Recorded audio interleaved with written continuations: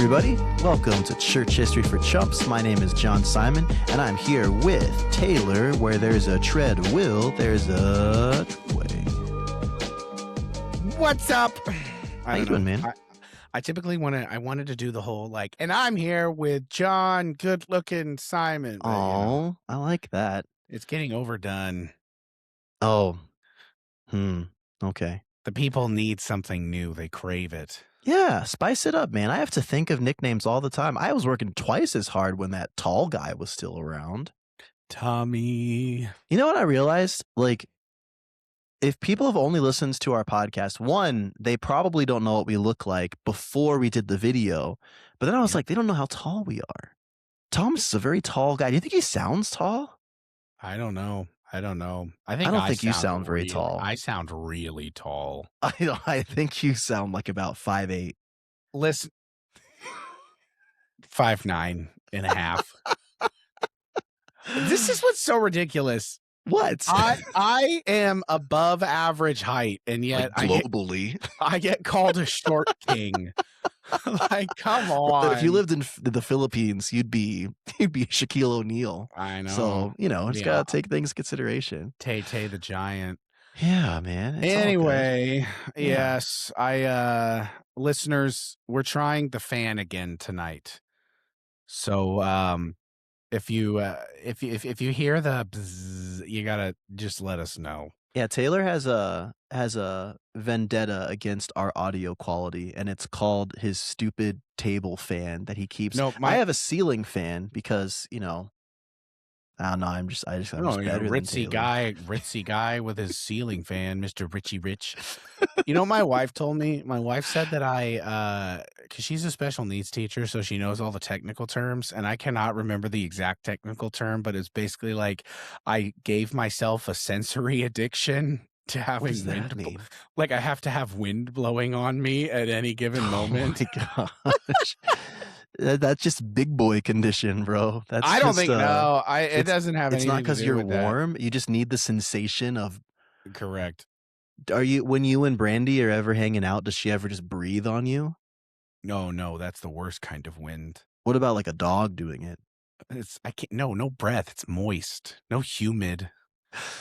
Dude, you ever get one of those like Dyson air filters that's like just the big loop, but it still blows air, like the bladeless one? Here you go, being Richie Rich again. I don't have one. I'm just asking. You know what? I'm a Lasco fan that I've had for like 5 years that just sits about 4 feet from me. It's like $12 at Walgreens. Yeah, I don't think the listeners care about our fan habits. They are fans. This is just a different type of fan talk. Sharing the love. That's all we're doing. Oh my gosh. Yeah. Hey, today was Sunday. I know it's not Sunday for our listeners listening, but how was church today, brother? You having that cool down from the Easter rush? Yeah, well, we're kind of just back in the swing of things. Pastor Anthony's working through Amos. Mm-hmm. So that was he's the last 2 Sundays he's worked through the chiasms in Amos 4. Mm-hmm. Which is very cool. Oh, that's very really good. Interesting. Yes, and then Sunday school. Chiasm. Oh, you don't know that one off the top, big dog? I just want to make sure I could spell it right. Oh yeah. Could you tell me what it is? Yeah, it's like the ordering. It's like a Hebrew poetry device. Well, what does it do? Well, you go like A, B, C, kind of like main point, like emphasis. Mm-hmm. So it's like A, B, C, B, A. I think you're reading from the same thing I am. I'm not reading. No, you got it. Great job. That was good. And then it's an acrostic in Psalm 119. Yeah, well, there you go. Mm-hmm. How was church for you? That's good. We're going through the 7 sayings of Jesus. The 7 like on the cross sayings. He had a lot more than 7. But yeah, that's been good. We had a guest preacher a couple weeks ago. We've had just Pastor David kind of doing his thing, but yeah, I've been enjoying it.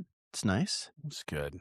I don't know why I love Southern Baptist Church. I love the themed Jesus stuff. Like, I don't know if there's like a significance to like everything he said, in on the cross. Like, it's like the I am statements. Like, I don't know if there's some meaning when you put them all together, but I think it's cool. I think it's interesting. So, yeah, I don't know. You you just made so many people's eyebrows raise, and you're like, I don't know if what Jesus said was significant. Just in like a literary fashion, you know? I know. Like if it's worth a series. I mean, a Baptist can make a series out of anything. Good Okay, gravy. My I gosh. I I am not making this up, and it was very well done. There was a pastor in Tucson, friend of mine. Was it me? He was guest preaching at my old church, and Definitely not me.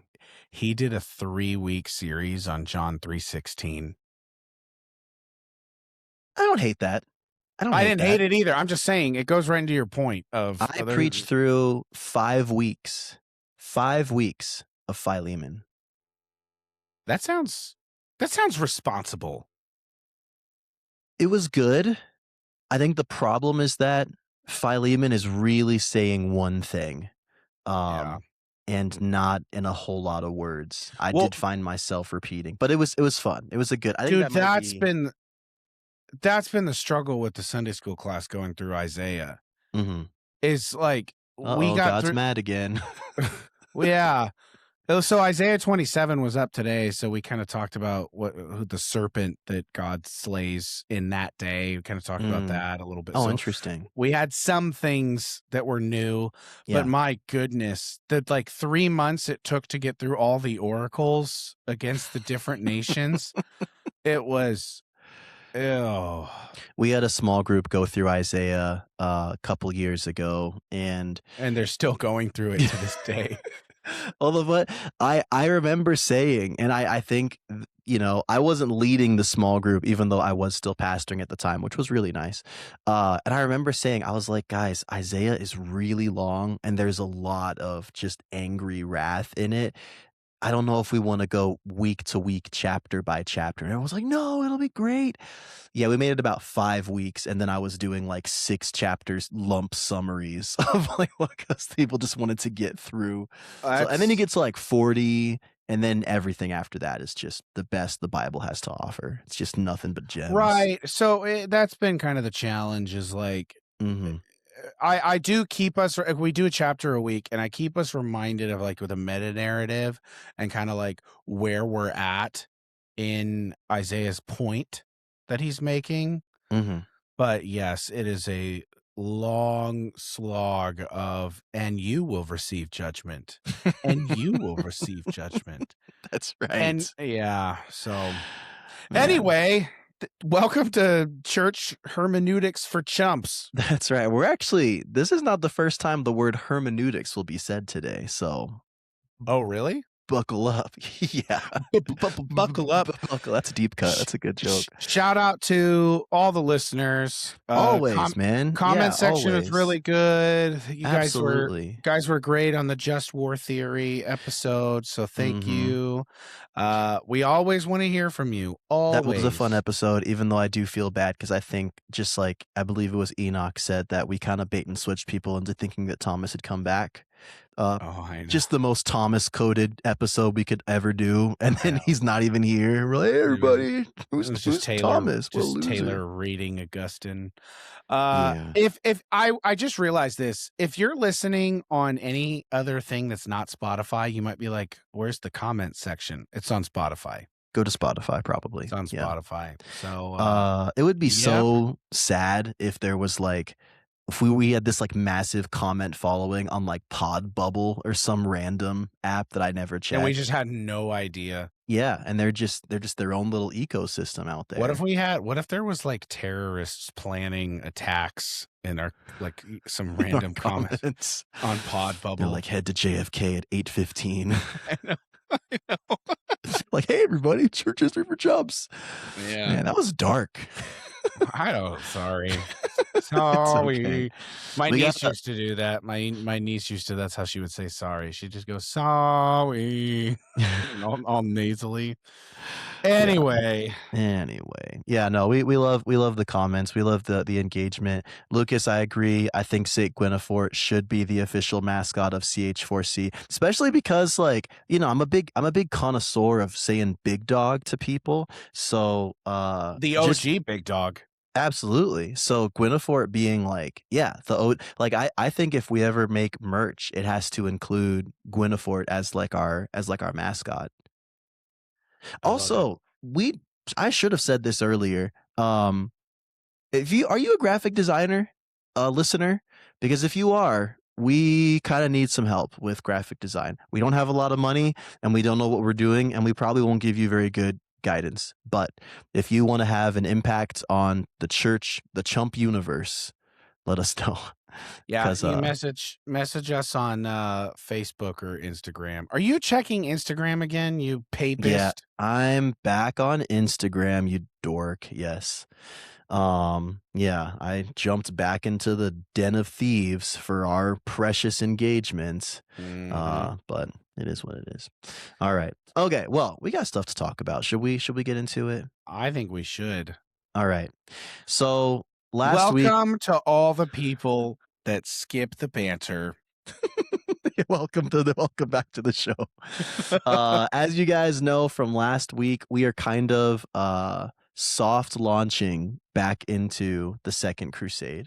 And so last week, of course, we had a riveting episode from our very own Mr. Taylor Treadway, where we talked about the theory of just war, mostly in primary sources from our good friend St. Augustine of Hippo.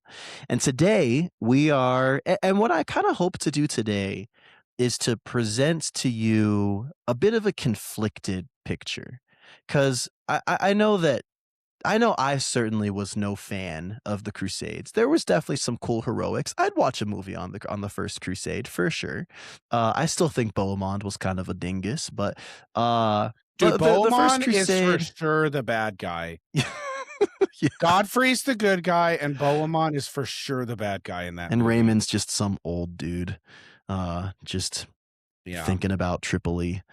Yeah, so today we're going to talk about one of the most influential figures of the Second Crusade. So just as Pope Urban II was the formative kind of voice crying out in the wilderness, the John the Baptist of the First Crusade, the Second Crusade will not have a pope doing that, but will actually have a well-loved, well-renowned medieval monk by the name of Bernard of Clairvaux. So I have a cold open and I'm really proud of this one. So here we go. On August 20th, 1153, Bernard of Clairvaux spoke his dying words, a brief, well-known Latin phrase, perdite vixi, which translates roughly to, I have lived sinfully. A good deal of discussion has gone on regarding what Bernard, a man known as the mellifluous doctor, meant by these words.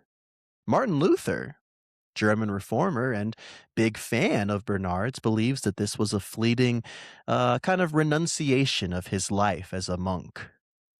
Others could interpret this as a moment of regret, recalling his role in advocating for the unfortunate disaster of the Second Crusade. I suppose I would prefer the simpler answer, that Bernard, as the angel of death stooped down and preparing to experience the transfiguring love of Christ, reflected on the same thing Isaiah noted when he stood at the throne of God, that he was a sinner. But he wasn't just a sinner. Bernard was a genius. He was a theologian. He was a passionate writer, and he was a talented teacher. But at his core, he was a mystic, more drawn to a quiet life of contemplation and prayerful friendship with Christ than the worldly responsibilities he would often find himself compelled to. He would famously call himself the chimera of his age. And although when his life is looked at from a wide angle, some things may appear to clash or paradoxically contradict each other, he is a highly esteemed, highly respectable man who I think will give us a fascinating picture of not just his life, but of what the church in the medieval time period looked like. All right, here we go. Bernie Sanders, baby, let's go. All right. Taylor, what do you know about Bernard of Clairvaux? Do you know anything about this guy? Have you even heard of All him? I have heard of him. All I know is that he was a monk during the Crusader times, and he had something to do with the Knights Templar. True, true, true. All true. And Okay. and he was featured in a handful of Disney movies. Wait, what? Yeah, yeah, the dog one? All dogs go to heaven?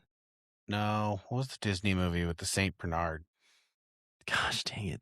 But he's not in the movie, is he? Yeah, he is. Well, that's because the dogs are named after him, right? That's not even the saint they're named after. Oh, it's Beethoven. It's not even a Disney movie. Gosh. All right. Featured in Moving on. 1992's Beethoven's Big Break. They're not even named after It that has Saint Bernard. It's a it ha different saint. it has a 5.8 on Stop, IMDb. stop. All right. Give me the mic back. All right. So Saint Bernard, I'll say two things. One, uh, I knew about Saint Bernard actually well before I learned any of the Crusades. I actually learned about him through listening to some of the amazing church history lectures offered by our good friend of the show. I shouldn't say that. Ryan Reeves, former Gordon Conwell seminary theologian, not friend of the show. We've never talked to him before. Just open invite. Dr. Open Reeves, invite forever. whenever you want to come on, plug whatever you want. Anytime, any place. That's right. Yeah. So I learned about him through that, and I found out that both Calvin and Luther actually had a good liking for Bernard, which I thought was really interesting. One, because he's a very notorious medieval theologian, but also because he was a big advocate of Marian theology. Like he seems to like a lot of things that a reformer wouldn't, but there are certain things I think that still stand in his place.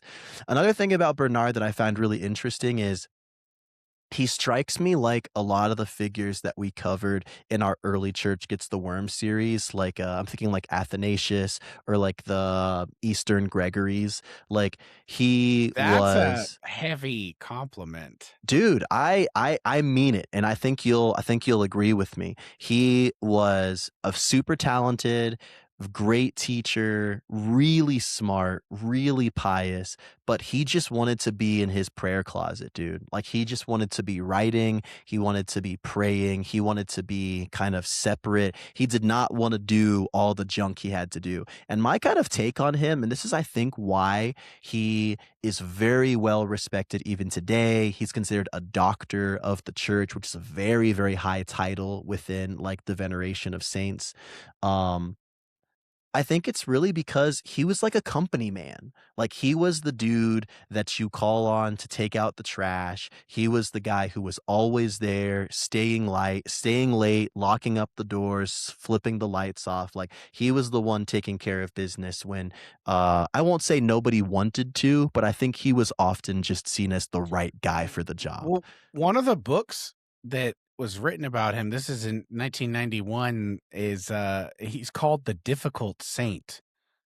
I've seen that label given to him, and I'll be honest, I'm not really sure why that's attributed. I've got some theories, but we can get into those later. So let's get into his early life. So he was born in 1090 in Fontaine near Dijon in France. Just as a reference point, 1090 means that he would have been 5 years old when Pope Urban II first made the call to arms at Clermont in 1095. So he was basically born into a world that was already kind of culturally baptized by this notion of crusading.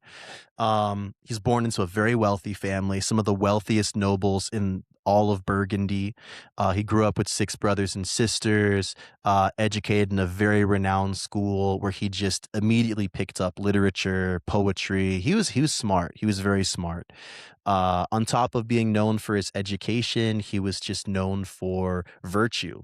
They were just like, this guy is sweet and he is kind and I don't think he really took to the whole, let me have a season of debauchery, let me go hang out and smoke weed with my girlfriend. He was just vibing.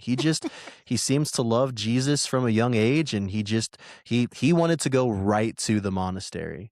Um, and so as a young man, he did. And one theme you're gonna see as I kind of tell this dude's story is that every like every sphere that he steps into is going through some kind of crap that often he will be tasked with fixing, which again I think is why he's the doctor. So he wants to join a monastery. So what's the prevailing monastery order around this time? It's the Benedictines.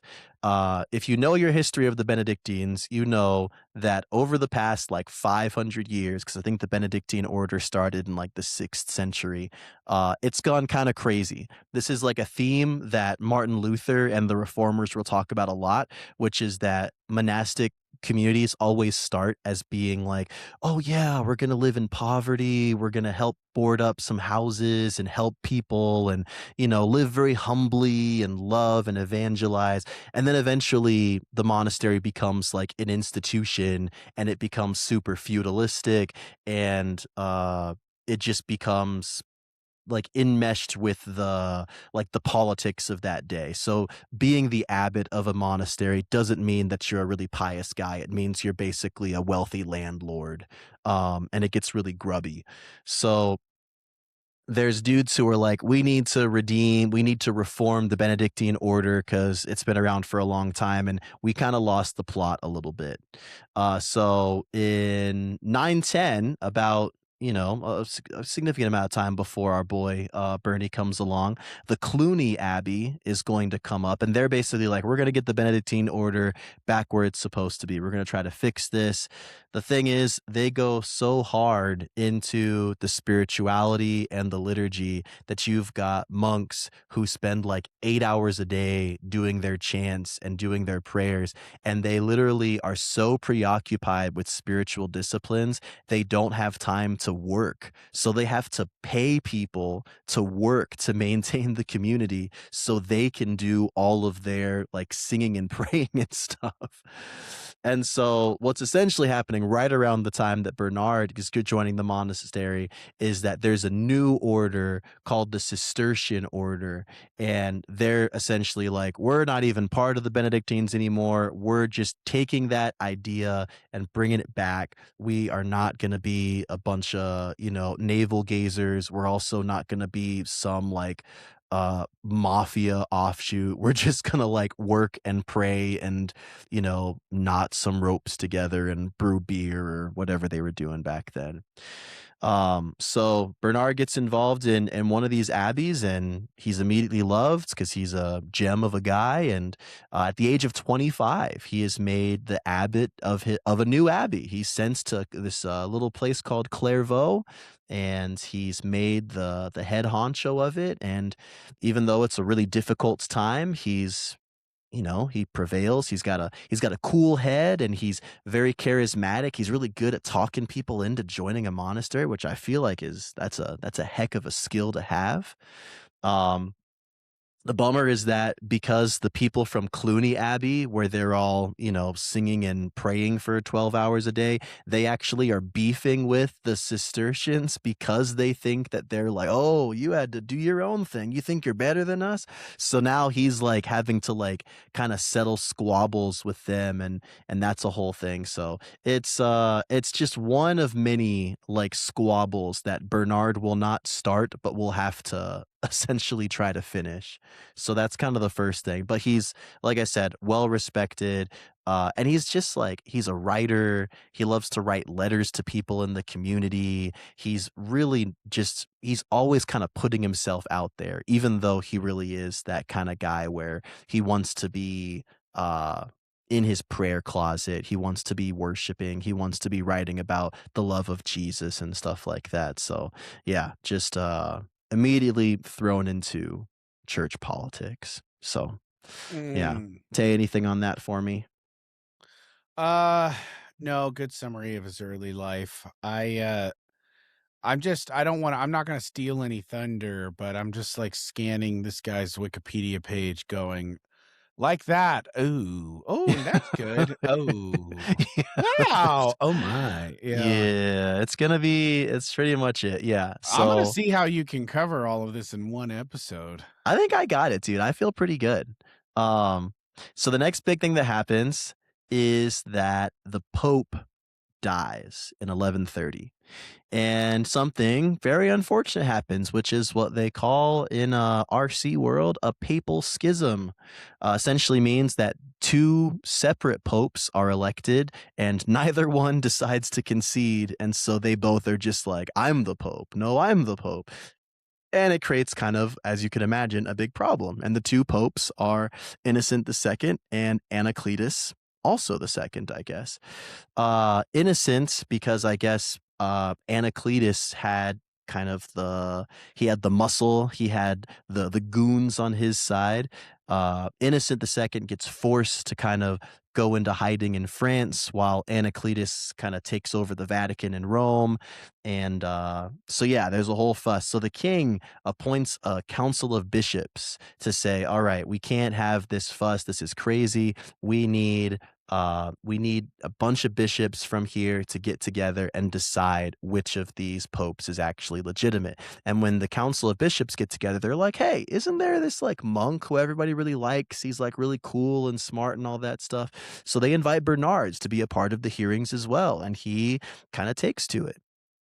And so they gather, and they all agree unanimously that Pope Innocent II was the true pope and should be reinstated immediately. It should have been pretty much that simple. It wasn't. It was really slowed down, the whole process. It actually took years because again, there was just a lot of conflict and a lot of unwillingness to concede to the other that happened. And so eventually, I think like 6 or something years later, Anacletus will die, and that will, resolve the papal schism when Innocent II is able to take over. I got a little quote from Bernie for you relating to this. Go for it. Oh, This I is think I know what it's this is gonna him be. writing to German Emperor Lothair, and he said regarding Anacletus, "It is a disgrace for Christ that a Jew sits on the throne of St. Which even worse, okay, first off, that sounds awful. The worst thing was, it was like, what, Anacletus's great-great-grandfather was a Great Jew great who converted to grandfather, Christianity? maybe Baruch in Hebrew, yes, So was a it's like Jew that had converted to this Christianity." man was literally like 1/16th Jew, and he wasn't even, like, practicing. So, yeah, that's not a good look for my man Burns. I That know. was tough. Look, people are Um complicated. They are, they are. But I think one of the things that lasted from this was that Bernard really formed a friendship with Pope Innocent during this time. And through all the difficulty that happened, Bernard was very faithful, and he was often really firm and even publicly advocating for the true place of the Pope. And so, yeah. And so I think what's starting to happen here, which I think is interesting, is Bernard is becoming the guy in really just probably in France, technically Burgundy, but in this whole area right now, he's just the guy. They just know that whenever ish hits the fan, whenever, a situation needs a calm, cool-headed presence to navigate it, they're just going to call on Bernard, which sucks for him because he literally wants nothing more than to just stay in his abbey. Like, one of the things about the Benedictine order is that it really highly values staying home, like staying in this place that you are, not moving around, like being able to live, work, and die in the same place. And everyone's like, hey, could you could you travel to Rome for me, big dog? I need you for about 2, 3 months, maybe. Oh, man. So that was a hard time for him. Next controversy. This one, real interesting. You ever heard of Peter Abelard there, Tay Tay? I have. I did not realize until now that Abelard would have bumped into Bernard, but Abelard was kind of in the most general terms like a proto-liberal. I can see it, but I also all right, I'll push it on that, but I'll get to it later. He was a proto Aquinas, if you ask me. He was a proto scholastic, but we'll see. Yeah, So that's a better way to frame it. That's a better way to frame it. Proto-scholastic. so around this time, there was another kind of blooming genius theologian in French speaking Europe by the name of Peter Abelard. Now, this is interesting because again, at this point, Bernard has already kind of established himself as like he's the guy. The popes love him. You know, all the bishops want to be him. All their wives want to be with him. You know, like everybody loves Bernard. Um, and again, he's this pious guy, runs this monastery. He's a mystic. He loves to pray. He just loves to levitate 6 inches off the ground. Like he likes that stuff. People love him. Peter Abelard is kind of like, I don't know. He's not a heretic, even though some of his writings will be labeled heresy. I don't think he dies out of communion with the church. But he is very well respected as like a very smart, very engaging intellectual during this time. And in 1121, he's going to release a text called Sic et Non, which is just Latin for yes and no. And the premise of this text is essentially to examine the issue of the church's hermeneutical philosophy at the time. Hermeneutics, basically just a fancy word that says, how do you understand the Bible? By what basis do you interpret and analyze the scriptures? Um, what Peter does is, as you can imagine, very controversial. He presents just a long list of quotes from both the Bible and from the church fathers, and he does so in a way that makes them that demonstrates that they contradict each other at times. That, you know, you've got Augustine saying one thing over here, then Origen over here, and then up First Corinthians over here. Like, but his whole thing is not to say that the church fathers or the scriptures are not trustworthy. His whole thing is to say, if we look to them alone as the church's authority for truth, then we are subject to contradiction and we are subject to leaders basically choosing whichever side they want based on a whim, not on some objective authority. And so he doesn't want people to disregard them. He wants to highlight that without an objective standard that the church applies, the contradictions that are there are going to be problematic, which is crazily prophetical, honestly, because he's basically saying if we don't have something to interpret these contradictions, we could use scripture and the church fathers to get ourselves in a lot of hot water. He, again, as a proto-scholastic, kind of coming from the school of what would become Thomas Aquinas, what he proposes is reason. He wants to say, well, let's not just take these passages at their word. Let's apply some consistent classical philosophy and let's use some reason and some logic and try to crack into what these things mean. And again, the wild thing is that this is unpopular. It's that meme from Back to the Future where it's like, oh, you guys mightn't like it, but you guys might hate this, but your kids are gonna love it. Like it's that same thing, because the people are going to really rally against this. And so, of course, like I said, when Peter's kind of cooking up this stuff, they're going to say, "Hey, Bernard, we need you to shut this guy down." Bernard did not like these ideas, as you can imagine. He was notorious for being a defender. I think he was actually very conservative, even though he did kind of lean towards uh, like kind of reforming even the monastic community. That whole thing was about making that monastic community conservative back to its roots.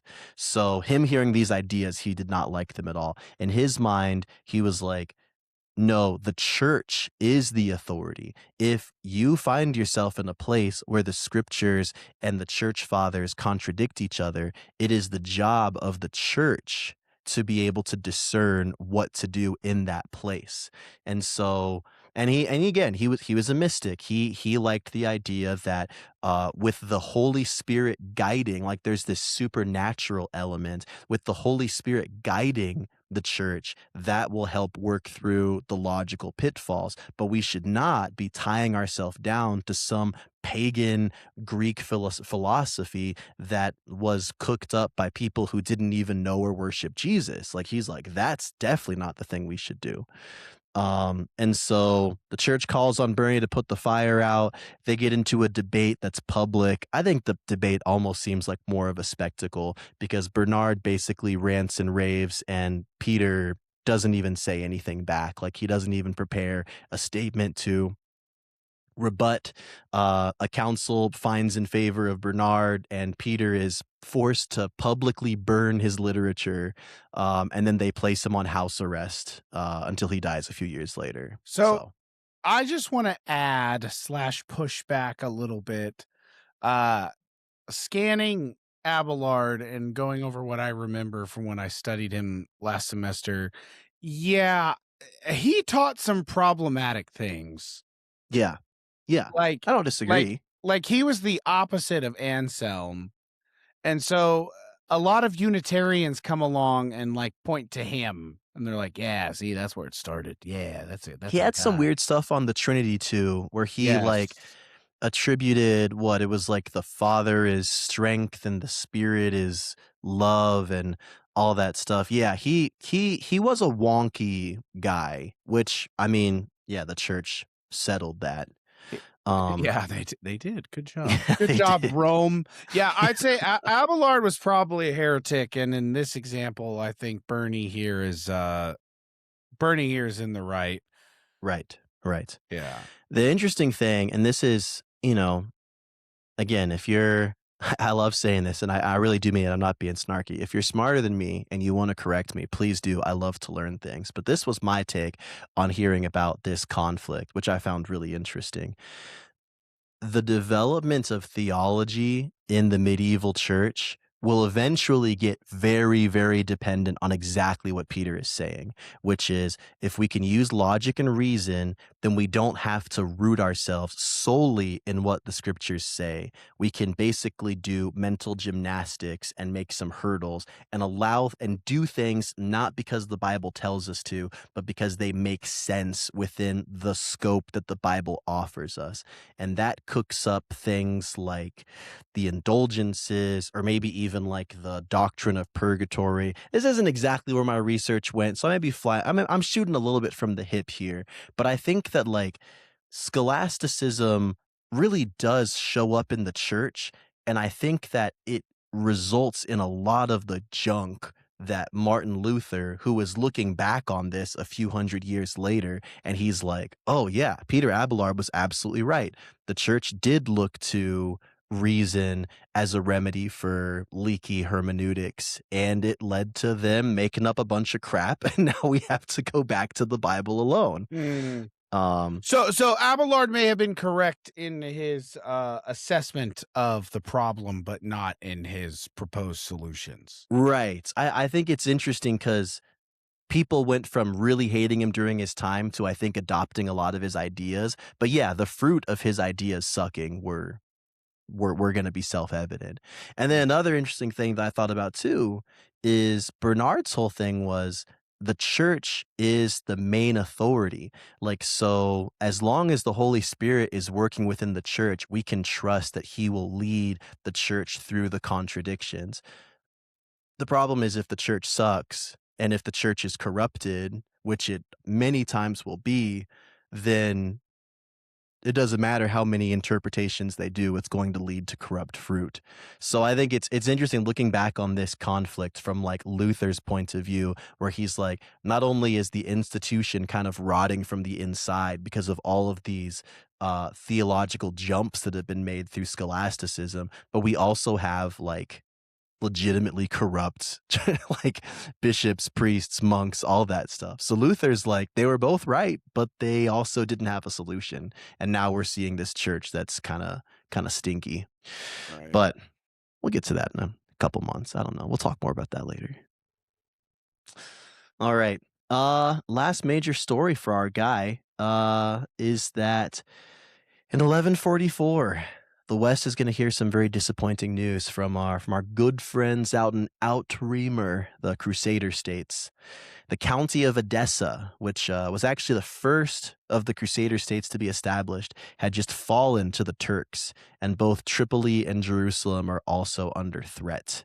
And so the Pope, I think it was Pope Eugenius, he issued a papal bull encouraging a new call to arms. He needs some Christians to take up the cross to head out. And from what I read, it sounded like the first time he issued it, the response was pretty lukewarm.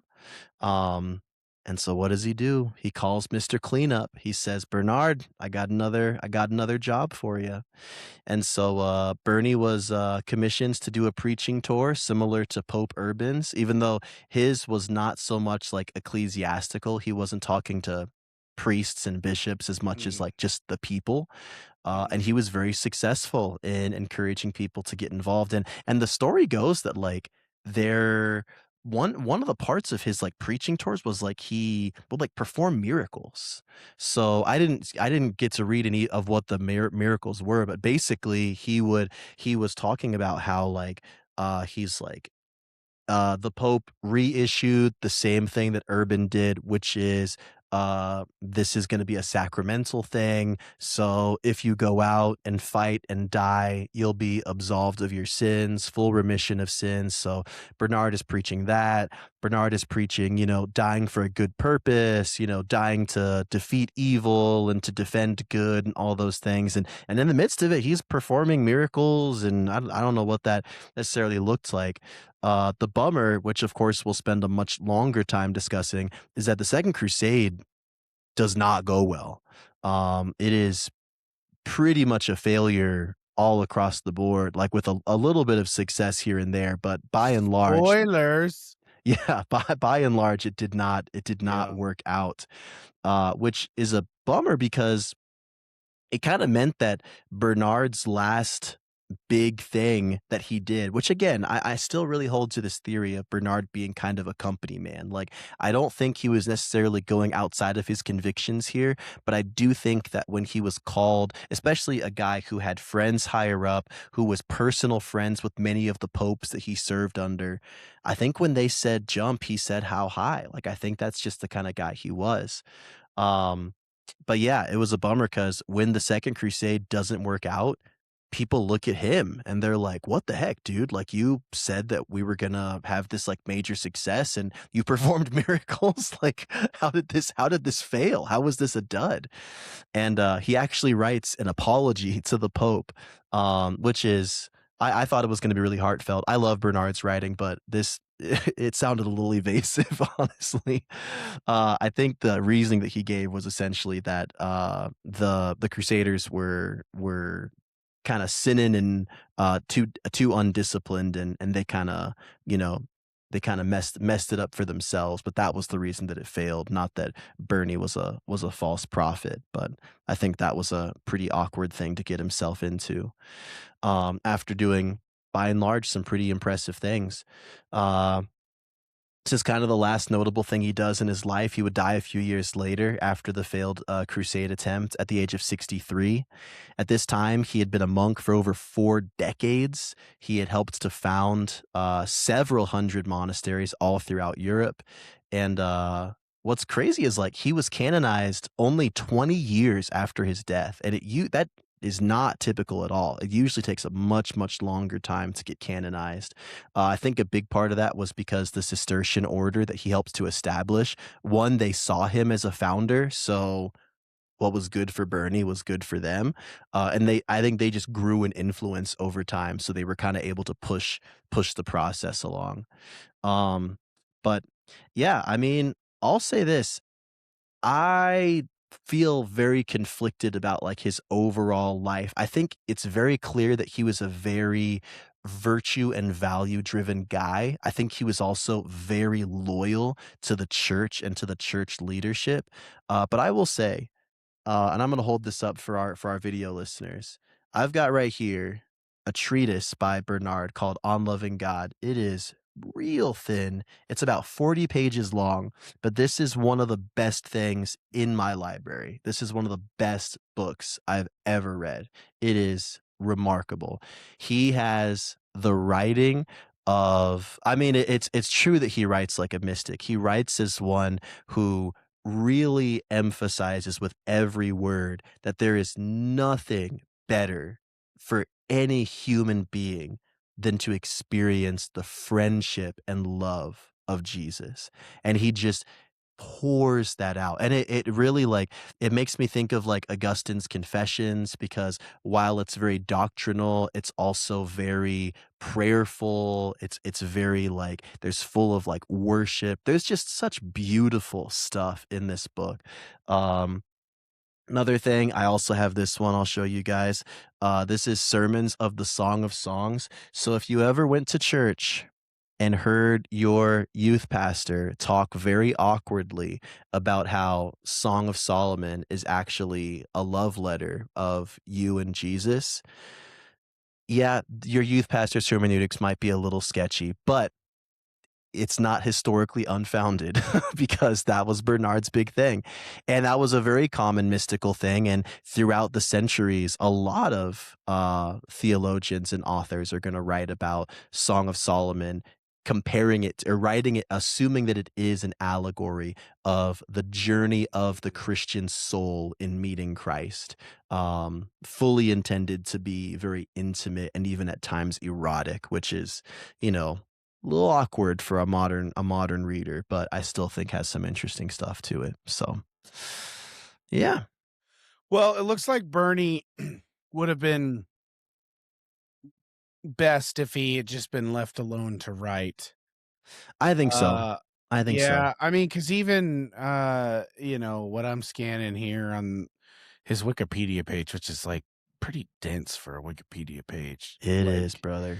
it talks about, Luther and Calvin both actually quote him for Mhm. supporting some of the new doctrines that they were, pushing, and, yeah, I don't know, though, I mean, he really fumbled with the Crusades, and I obviously we're not fans of him pushing for the indulgences and all that.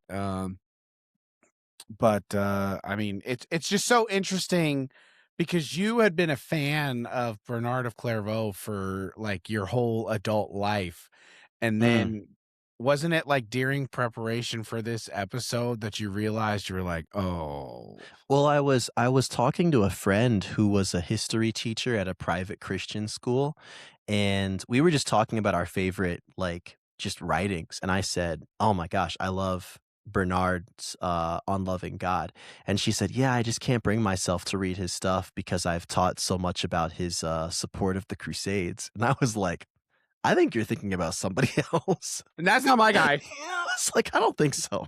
Maybe that's, Yeah. Bernard of Well, Clermont, maybe. Well, I think it just goes to show the importance of just owning history as for what it is, right? Yeah. Yeah. Like nobody is perfect. And there are some wins that he has. Like he's not a he speaks against the Jewish massacres that are He happening in does, and he was which very, ki- very outspoken about those. yeah, cuz in the Second Crusade the poor Jews, man. Just any excuse. They're like, let's go free the Holy Land from the evil Seljuks. And they're like, yeah, but on the way, let's stop and kill the Jews. Yeah. Yeah. Yeah. Yeah, Oh such a my bummer. gosh. It's It just really is. horrible. So he was against that, which is He great. was. He was very much, yeah. So, you didn't even mention his Mariology. Yes, yeah, which again, I think that's crazy that, like, both Calvin and Luther can, like I mean, Luther was more of a Mary fan than I think most Protestants would be comfortable with, but, Mhm. Calvin, I don't think so. I don't think he was big on Mary. But yeah, he wrote I read quite a few quotes from him where he talked about he's very big into yeah, just the Marian theology and Marian adoration. Yeah. I found a quote of Luther of Luther speaking on Bernard. Yeah, he said, "I love Bernard as the one who among all writers preached Christ most charmingly. I follow him wherever he preached Christ, and I pray to Christ in the faith in which he prayed to Christ." So Wow. that's pretty big praise from a reformer. That's That's pretty a very high huge. praise. Yeah. Yeah. Yeah. Well, yeah, I mean, everyone is product of their times. We are all products of our times. We're blinded by things. So I think you can go on still loving Bernie. Oh, yeah. Oh, yeah. Yeah. Yeah. I mean, I think because one of the tension points we had, when we went through the first crusade was just trying to hold that tension of, like, some of these dudes, like Godfrey, were really loving, pious, well-respected guys who were also just like, "Heck yeah, let's go mow some infidels down." Like, Right. let's wet the ground with their blood as we pray to Jesus and humble ourselves. Right. And yeah, I think he was a good example of that. Like, I think again, like I said, he would have been 5 when or he would have been 9, I guess, when the first crusade started. So he was raised in Crusader Europe, basically, like Yeah, he would have been running around the courtyard pretending to be a crusader. that's right. Yeah, Yeah. they weren't playing cowboys and Indians. They were playing Crusaders and, Turks. Mohammedans, Yeah, yeah, yeah. and Turks, yeah. Yeah. Yeah, I mean, that's the hard part I think about the Crusades in general is like it was so awful, but then Mhm. you put yourself in the shoes of the people that actually went out and did it, and you're like, I guess I get it a little bit. Yeah. Yeah. Like that, you know? Well, I mean, we talked about, like, in the just war theory, episode that we did last week, like, a lot of wars are fought just by individuals who are either afraid because they think there's this, like, threat outside that could bring harm to them or their family or their community, or we know that in this case a lot of what drew them to take up the cross was the forgiveness of their sins, finding a purpose in their lives. Like, I think what draws people to shed blood is actually a lot more relatable than we're probably comfortable with. Because I mean, it's still happening today. People Yes. are killing people all Well, over. and you gotta think, like, if Augustine's theory of just war is in any of these church leaders' minds at this time that the Crusades are being called, you have both pillars checked. Right Yep. intention, okay, we wanna go help the Christians over there, and right authority. Yeah. We This is coming from the church. Mhm. So, now the question is, does the church have the authority, right, Exactly. but that's not the question for them, because Right. the Because for answer is them, they're yes, the like, "Well, church we're does. leaders, so yes, of course we have political power." Like, that Right, wasn't a question. right. Um, but But at yeah. least within their framework, those boxes were checked. Yes, for sure, for Yes. sure. Yes. Um, so But yeah, Well, yeah, honestly, dude, yeah. I mean, like, I still have a lot of love for Bernard. I mean, a lot of authors from this period of time, I think I usually stray away from because when the translations come through from Latin or French or whatever they wrote, it usually comes across as really stiff, like, it's like you're reading Shakespeare, but, like, not fun Shakespeare. But I think that's just a testament to how good of a writer Bernard was. Because On Loving God, I think, is super accessible, and like I said, dude, it's like 40 pages. You could probably pull up a PDF for it. I just bought it off of Amazon so I could, like, Have a freaking print copy. underline it to heck and back, so, yeah, Alright. Oh, it's that's pretty good. sick. That's good. Yes, well, next week, my friends, will jump into the Second Crusade. Saint Bernie will Mm, make another appearance. mm. Uh, I don't know how many weeks we'll spend on it, but, I don't know either. we'll tell the story of the Knights Templar. Yeah, oh, and yeah, that was I didn't even mention that.